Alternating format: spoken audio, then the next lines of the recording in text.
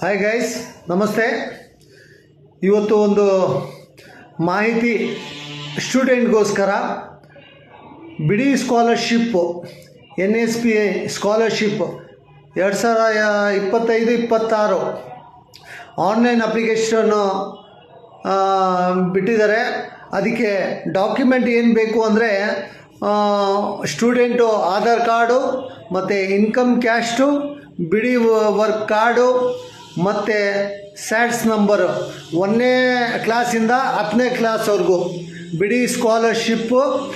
ಮುಂದೆ ಏನಾನ student benefits ಏನಾನ ಮಾಹಿತಿ ಇದ್ದರೆ ಮುಂದಿನ ವಿಡಿಯೋನಲ್ಲಿ ನಾನು ನಿಮಗೆ ತಿಳಿಸ್ಕೊಡ್ತೀನಿ.